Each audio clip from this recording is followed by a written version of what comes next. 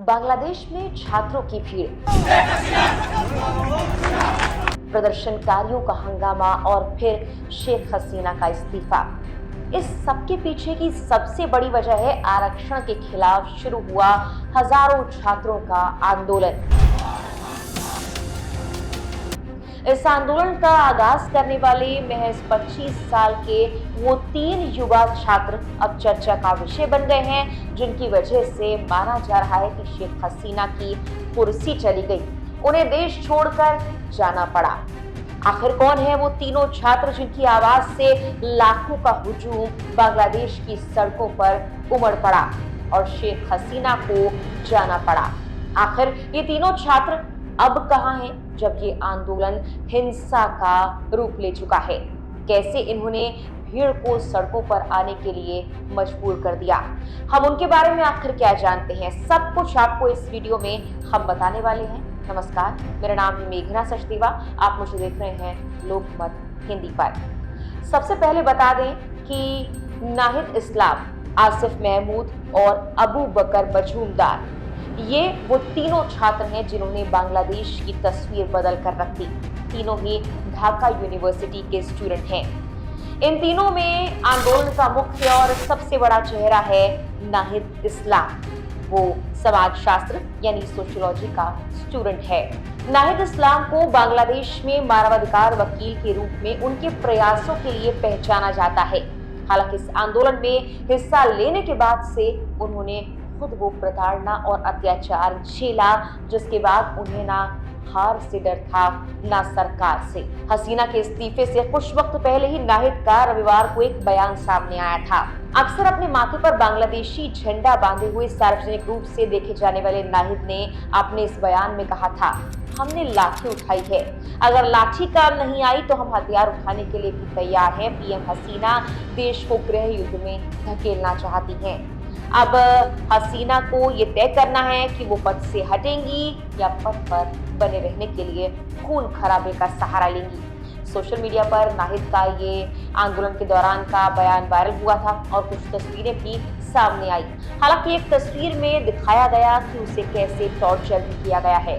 नाहिद के इस बयान के बाद ही अगले दिन शेख हसीना के इस्तीफे की खबर आ गई और वो देश छोड़कर भारत की तरफ चली गई।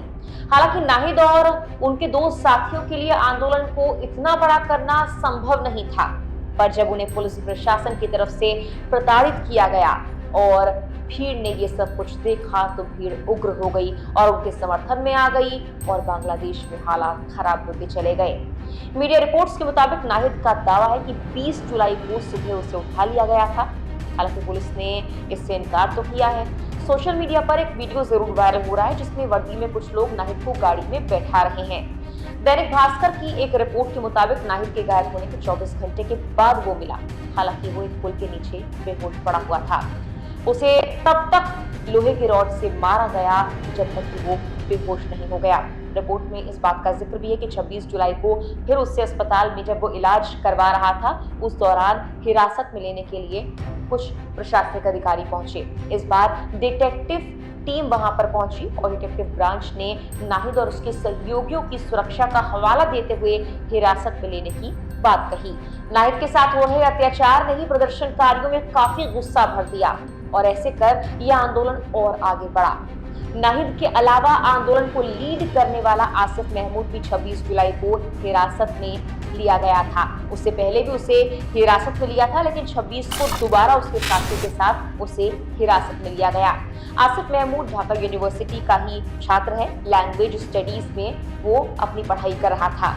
जून के महीने से वो इस आंदोलन का हिस्सा बना था। उसे भी मारा पीटा गया था। कई छात्र अस्पताल में थे और आसिफ का भी उस दौरान इलाज ही चल रहा था। लेकिन फिर पुलिस आई और उन्हें हिरासत में लेने की बात हुई। इस बीच इन तीनों का एक वीडियो भी सामने आया था। नाहिद, आसिफ और उसके साथियों ने एक वीडियो जारी कर विरोध प्रदर्शन को खत्म करने की बात कही थी, लेकिन बाद में बताया गया कि इनसे मारपीट कर जबरन ये वीडियो बनवाया गया था। आसिफ को तो बेहोशी का इंजेक्शन दिया गया था, ऐसा दावा किया गया है और कई दिनों तक वो बेहोश रहा। जब लोगों को ये पता लगा कि जबरन तीनों से आंदोलन वापस लेने की वीडियो बनवाई गई है, तो फिर इस प्रदर्शन में एक बड़ा बदलाव आया और पहले से भी ज्यादा भीड़ जो है वो उग्र हो गई। शेख हसीना ने इस्तीफा दिया तो फिर महमूद का बयान भी सामने आया। उसने कहा कि अगर सेना कब्जा करना चाहती है तो हम मार्शल लॉ को स्वीकार नहीं करेंगे। उसने आगे कहा कि हमने पहले भी कहा था, हम फांसीवाद का समर्थन करने वाले किसी भी मार्शल लॉ या सरकार को स्वीकार नहीं करेंगे। तीसरा छात्र अबू मजूमदार, वो भी प्रदर्शन का काफी बड़ा चेहरा रहा। वो ढाका यूनिवर्सिटी का ही छात्र है और जियोग्राफी डिपार्टमेंट में स्टूडेंट है। हाईकोर्ट के आरक्षण पर दिए फैसले के बाद से ही वो इस आंदोलन का हिस्सा बना था। 19 जुलाई को बाकी छात्रों की तरह मजूमदार को भी कुछ लोग अपने साथ ले गए थे। कई दिनों तक उसका कुछ अता पता नहीं लगा। 2 दिन के बाद उसे सड़क किनारे जहां से उठाया था वहीं पर छोड़ दिया गया। मीडिया रिपोर्ट से कहती हैं कि अबू ने बताया पुलिस उसे एक कमरे में बंद कर आंदोलन वापस लेने का दबाव बना रही थी। जब उसने इनकार कर दिया तो उसके साथ मारपीट की गई। घायल अबू को भी अस्पताल भर्ती करवाया गया था और 26 जुलाई को पुलिस ने उसे भी दोबारा हिरासत में ले लिया, जैसे कि बाकी छात्रों के साथ किया था। कुल मिलाकर इन तीनों छात्रों को पहचान कर इन्हें पकड़ा गया, पीटा गया, आंदोलन वापसी का दबाव बनाया गया। हालांकि जब इनके साथ हो रहे अत्याचार के बारे में आंदोलन में शामिल बाकी लोगों को पता लगा तो आंदोलन भड़क उठा। इन तीनों ही छात्रों की प्रेस वार्ता से लेकर तस्वीरें अब सोशल मीडिया पर काफी वायरल हैं। लोग इन्हें इस आंदोलन का हीरो मान रहे हैं। तीनों ही छात्रों की उम्र लगभग 25 साल बताई जा रही है। इन छात्रों ने अपने वायरल वीडियोस के जरिए हिंसा न करने की अपील की और साथ ही पिछले दिनों इस आंदोलन के बीच 300 से ज्यादा लोगों की मौत हुई, कई धार्मिक स्थलों पर हमला किया गया। तो ऐसे में छात्रों ने बाकी लोगों से हिंसा से बचने और धार्मिक जगहों पर हमला न करने की अपील भी की है।